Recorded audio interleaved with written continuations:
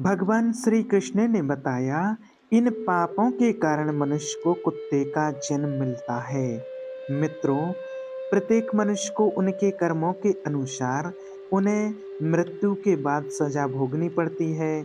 जब उनकी सजा पूरी हो जाती है तो उन्हें पुनः पृथ्वी लोक पर दूसरा जन्म प्राप्त होता है। जो जैसा कर्म करता है उसे उसी प्रकार से दोबारा योनि प्राप्त होती है। परंतु दोस्तों, क्या आप लोगों को पता है कि किस पाप के कारण मनुष्य को कुत्ते का जन्म मिलता है और वह कौन से कार्य हैं जो हम मनुष्यों को अपने जीवन में नहीं करना चाहिए, जिसकी वजह से हमें नरक में जाना पड़ता है और फिर हमें एक कुत्ते का जीवन मिलता है। मित्रों, हिंदू ग्रंथों के अनुसार इस धरती पर रहने वाले सभी मनुष्यों को मृत्यु के बाद उसके कर्मों के अनुसार अलग अलग योनियों में जन्म मिलता है। कुछ धार्मिक ग्रंथों में यह भी कहा गया है कि जो मनुष्य अपने जीवन में बहुत अधिक पाप करते हैं उन्हें एक ऐसी योनि में जन्म मिलता है जिसमें वह अपना दर्द किसी दूसरे को बता नहीं सकते और ना ही किसी के साथ बांट सकते हैं। और दोस्तों, आज आपको यही बताएंगे कि वह कौन से कार्य हैं जो एक मनुष्य को अपने जीवन में कभी नहीं करने चाहिए, नहीं तो उसे कुत्ते का जीवन मिलना तय होता है। मित्रों, एक बार की बात है, भगवान श्री कृष्ण की प्रिय राधा रानी अपनी सखियों के साथ में अपने नगर वर्षाना का भ्रमण कर रही थीं। पूरे गांव में उनका इधर उधर आना जाना लगा हुआ था। तभी एक घर के पास में देखती हैं कि एक लाचार कुत्ता कुछ खाने की तलाश में खड़ा रहता है। तभी उस घर से एक नौजवान आदमी लठ लेकर के निकलता है और उस कुत्ते को दौड़ा दौड़ा कर मारता है। यह सब देखकर राधा जी से रहा नहीं गया। उन्होंने अपनी सखियों से कहा, मेरी प्यारी सखियों, आप सब अपने अपने घर को चली जाओ। अब मैं यहाँ से अपने प्रभु कान्हा के पास जाऊंगी और उनसे कुछ प्रश्न पूछूंगी। फिर वहां से राधा रानी भगवान श्री कृष्ण से मिलने चल देती हैं। इधर भगवान श्री कृष्ण अपने राजभवन में स्वर्णिम से बने सिंहासन पर विराजमान थे। तभी उनके पास राजभवन में उनकी प्रिय राधा रानी पहुंच जाती हैं और भगवान श्री कृष्ण से कहती हैं, हे कान्हा, जब मैं आज अपने नगर का भ्रमण कर रही थी तो मैंने नगर में देखा कि एक कुत्ता अपना कष्ट भरा जीवन जी रहा था और वह जिसके भी महल के द्वार पर जाता लोग उसे डंडे मारकर दौड़ा दौड़ा कर पीट रहे थे और उसे अपने भोजन के लिए इधर उधर भटकना पड़ रहा था, किंतु उसे पेट भरने के लिए भोजन नहीं मिला। तो हे प्रभु, इसे देखकर मेरे मन में एक प्रश्न उठ रहा है और मैं चाहती हूँ कि आप मेरे प्रश्न का उत्तर दें। मित्रों, फिर आगे भगवान श्री कृष्ण कहते हैं, हे प्रिय राधा रानी, आपके मन में जो भी प्रश्न है मुझे निश्चित होकर के बताओ, मैं आपसे अवश्य तुम्हारे प्रश्न का जवाब दूंगा। फिर राधा रानी कहती हैं कि हे प्रभु, मेरा प्रश्न यह है कि किस पाप के कारण मनुष्य को कुत्ते का जन्म मिलता है। मित्रों, फिर आगे भगवान श्री कृष्ण कहते हैं, हे प्रिय राधा रानी, आज आपको मैं एक कथा सुनाता हूँ जिसे सुनकर आपको अपने प्रश्न का उत्तर जरूर मिल जाएगा। फिर राधा रानी कहती हैं, हे प्रभु, आप कथा सुनाइए, मैं पूरे मन से इस कथा को सुनूंगी। तो मित्रों, कथा को सुनाते हुए भगवान श्री कृष्ण कहते हैं, हे प्रिय राधा रानी, एक समय की बात है जब भगवान श्री राम अपनी सभा में बैठे हुए थे। तभी उन्हें एक कुत्ते के रोने की आवाज़ सुनाई दी। तभी सभा में मौजूद द्वारपाल ने कुत्ते को वहां से भगा दिया और अगले दिन फिर से वही कुत्ता उसी स्थान पर आकर के रोने लगा और द्वारपाल ने इस बार भी उस कुत्ते को वहां से मार करके भगा दिया।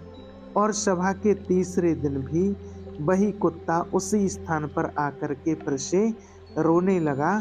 तो भगवान श्री राम के मन में एक प्रश्न उठने लगा कि आखिर एक कुत्ता मेरे दरबार पर रोज रोज दरबार के बाहर ही क्यों रोता है।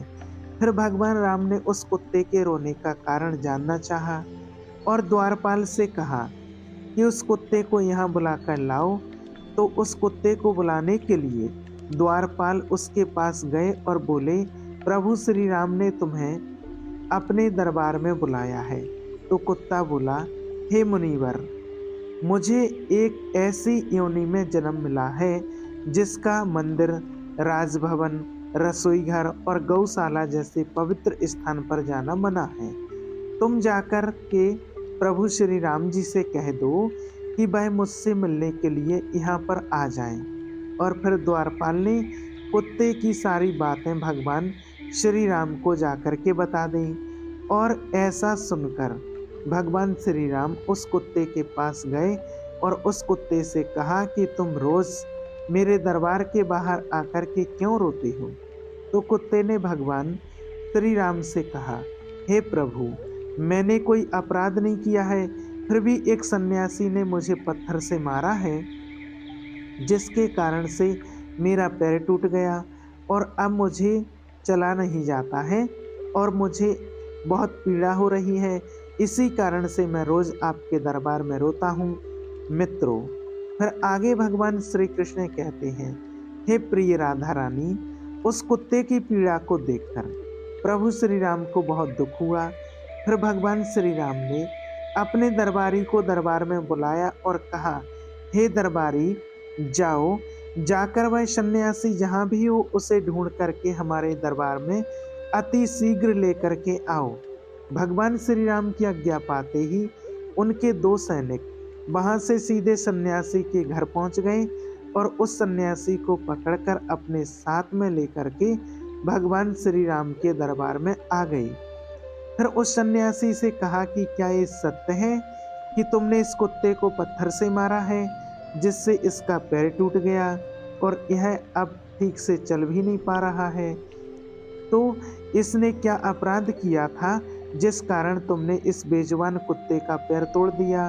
तब वह सन्यासी कहता है, हे प्रभु, मैं भिक्षा के लिए रास्ते में जा रहा था, तभी इस कुत्ते ने मेरी भिक्षा का अन्न छू लिया था और इसी वजह से मुझे क्रोध आ गया और मैंने पत्थर उठाकर इसे जोर से मार दिया, जिसके कारण से इसका पैर टूट गया। सन्यासी की यह बात सुनकर श्री राम ने कहा, क्या आपको पता है कि यह एक ज्ञानविन्न पशु है। यह अपना पेट भरने के लिए ऐसा करते हैं और इनको इतनी अकल नहीं है कि ऐसा नहीं करना चाहिए।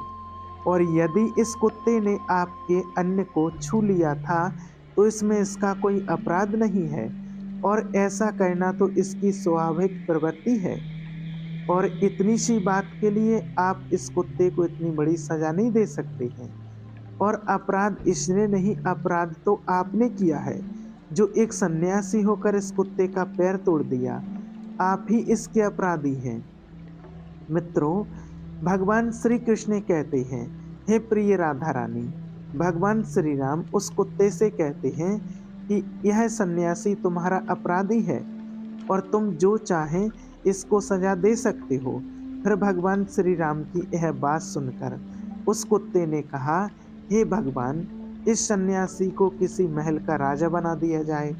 तो श्री राम ने उस कुत्ते की बात को सुनकर स्वीकार कर लिया और उस सन्यासी को सुंदर वस्त्र पहनाकर एक घोड़े पर बैठा दिया और उस सन्यासी को एक महल में ले गए और वहां का राजा बना दिया।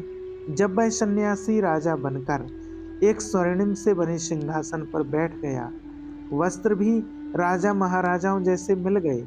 इतनी सारी शान और शौकत को पाकर वह सन्यासी अति प्रसन्न हुआ। फिर सोच रहा था कि मैंने अपने जीवन में कभी सपना भी नहीं देखा था कि मैं एक राजा बनूंगा और एक कुत्ते ने मुझे राजा भी बना दिया। सच में इस कुत्ते में अकल नहीं है। क्योंकि मैंने उसकी टांग तोड़ दी। पर उसने मुझे सजा देने की बजाय महल का राजा बना दिया। और यह सब कुछ देखकर लोग बहुत आश्चर्यचकित थे। और लोगों ने प्रभु श्री राम से पूछा, प्रभु, इस कुत्ते ने इस सन्यासी को सजा देने की बजाय इसे महल का राजा क्यों बना दिया, जबकि उस सन्यासी ने तो कुत्ते का पैर तोड़ दिया था। तब गांव के लोगों की बात को सुनकर प्रभु श्री राम ने कहा, इस सवाल का जवाब आप लोगों को वह कुत्ता ही दे सकता है। तब सभी लोग उस कुत्ते के पास गए और उस कुत्ते से पूछा कि आपने उस सन्यासी के साथ ऐसा क्यों किया है। उसे दंड देने के बजाय उसे तुमने एक राज्य का राजा बना दिया है। तो कुत्ता मुस्कुराते हुए बोला, तो जानना चाहते हो कि मैंने उस सन्यासी को सजा देने की वजह उसे महल का राजा क्यों बना दिया है।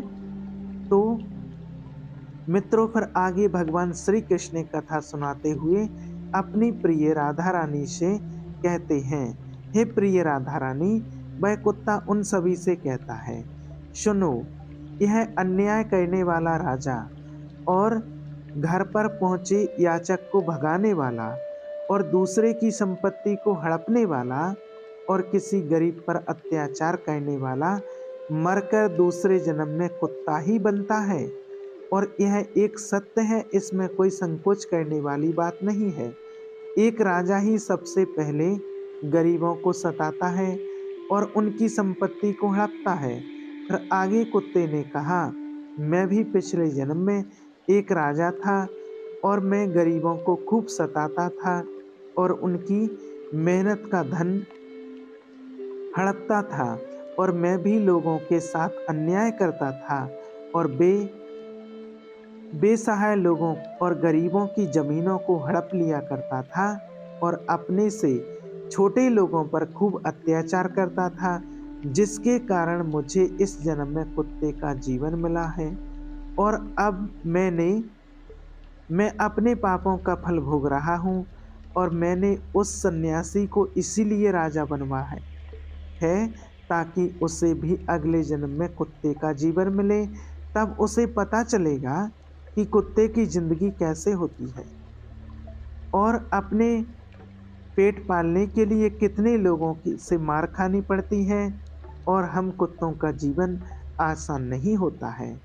मित्रों, कथा को आगे कहते हुए भगवान श्री कृष्ण कहते हैं, हे प्रिय राधा रानी, यह वही लोग हैं जो पाप धोने के लिए गंगा जी में जाते हैं, किंतु वहां से आते ही फिर से पाप करना शुरू कर देते हैं।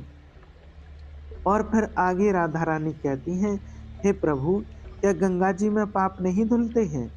तो भगवान श्री कृष्ण मुस्कुराते हुए कहते हैं, गंगा जी में वही पाप धुलता है जो अनजाने में हो जाते हैं। जानबूझकर किए गए पाप कभी नहीं धुलते हैं। और गंगा जी में स्नान करने से वही मनुष्य पावन होता है जिसका मन पवित्र हो, जिसके मन में कोई पाप ना हो, मन में गंदे विचार नहीं हो। और गंगा जी में छल करने वाले और दूसरों की बहन बेटियों पर गंदी नजर रखने वालों का कुछ नहीं होता। और प्रत्येक मनुष्य को अपने कर्मों का फल अवश्य मिलता है।